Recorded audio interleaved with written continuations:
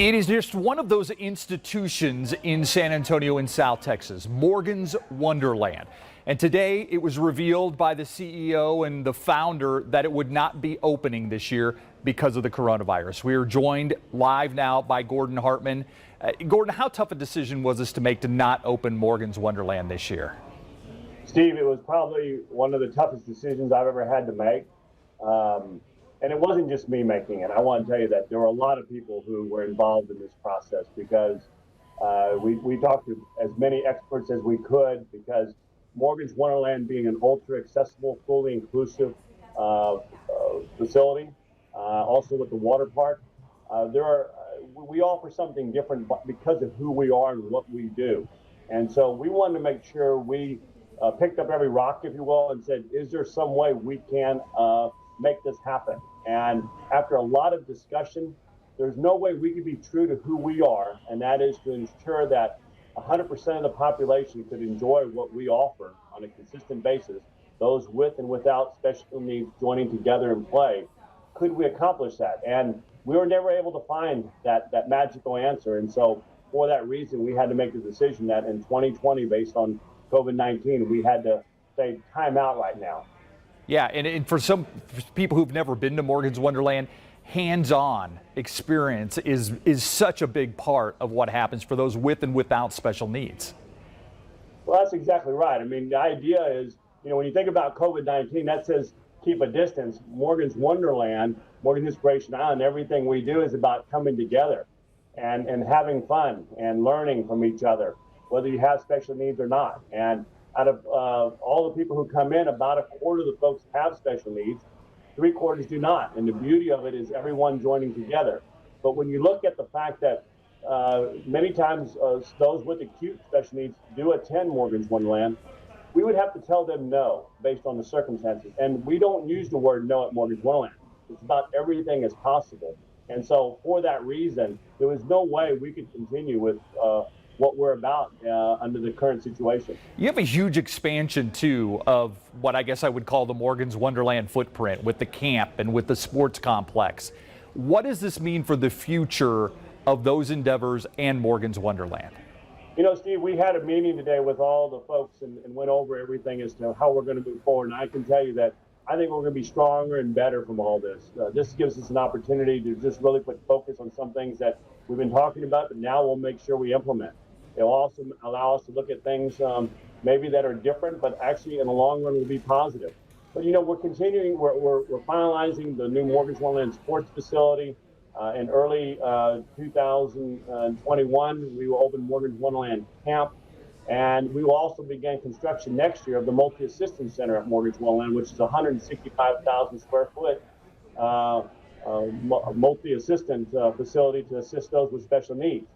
All these things are going forward. We're not backing up. All we're simply saying is, based on the circumstances today, we need to take a time out, make sure we put no one in harm's way based on who we are and what we do, and know that we can take this opportunity to get stronger and better.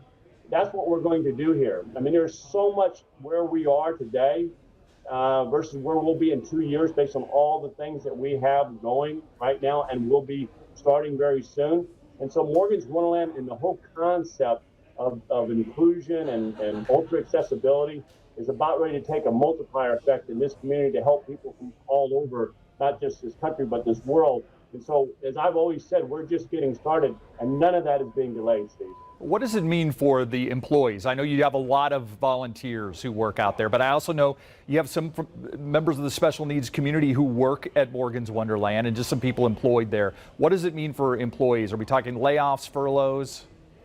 Well, what we wanted to do is, first of all, we wanted to make sure we did everything we could to ensure that those who are working there who have insurance, that they continue to have insurance that we offer them. Simply because of the fact that, as you know, a third of the people that we hire have special needs, and we did not want to do anything to hamper that. So we went through a furlough process versus an actual releasing of people. And, part of the reason for that, and we kept a good, strong crew that will be working very aggressively with us between now and when we reopen. Plus, as I mentioned, with the sports facility and being able to do some things there on a very limited basis when as we go forward, which we'll figure all that out.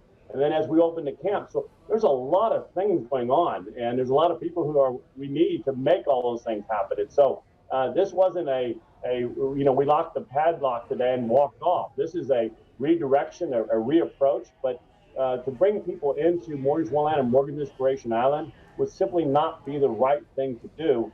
And that's not who we are, and we're not going to change who we are. Our mission is to be ultra accessible, fully inclusive, and we're never going to walk away from that. You're a parent of Morgan, of course, who was the inspiration for all of this.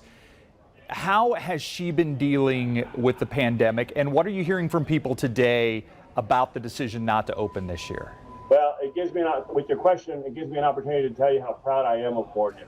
Good. You know, if you would have asked me back in March when this all hit, and we were going to still be in this in May, how would Morgan be? And I would say taking away some of the things that she's used to doing on a consistent basis, seeing friends, doing certain things she can't do.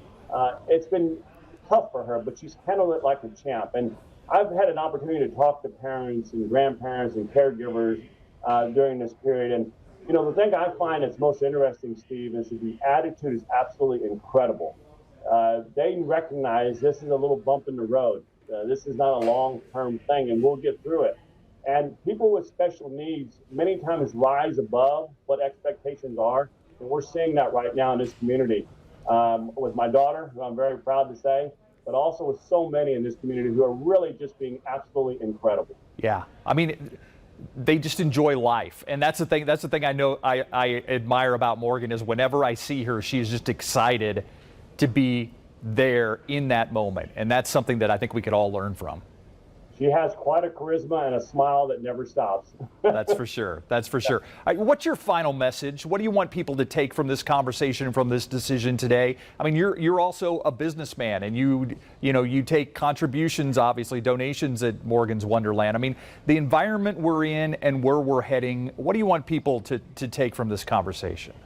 Well, obviously, Steve, this has been a big hit to us financially. We anticipate we'll lose a little over $1.3 million because of the COVID-19 in 2020.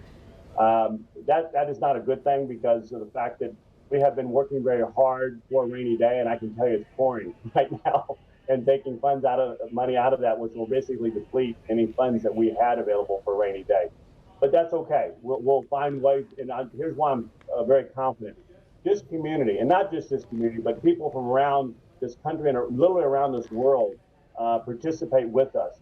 Without their participation, every time we open Morgan's Wonderland every year, and we've been doing it now for, this was going to be our 11th season, we've had it possible because people want to give, want to be a part of what we do, recognize that we offer something that's not offered anywhere else in the world. And because of that, it makes us available to people to say, hey, I want to be a part of that as well. And so if people do want to help, we would definitely be appreciative of that.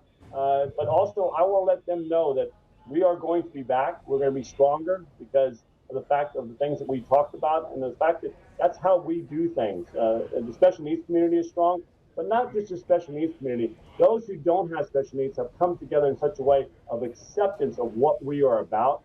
And joining that together, I know will make us stronger and better going forward. And so I think if there's anything to take away from this, is that we may be in the middle of the storm right now, but as of last night and even this evening, we've had some tough storms, but today it was pretty sunny. So once you get through the storm, it's pretty good. And so on the other side of this, I see nothing but positive. And so we're going to be better, and the people are going to allow for us to do that because they have been so committed to this since we opened some 10 years ago. Gordon Hartman, Morgan's Wonderland, and the Hartman Family Foundation, thank you so much for your time tonight. Thank you so much, Steve. Appreciate the opportunity. We'll be right back.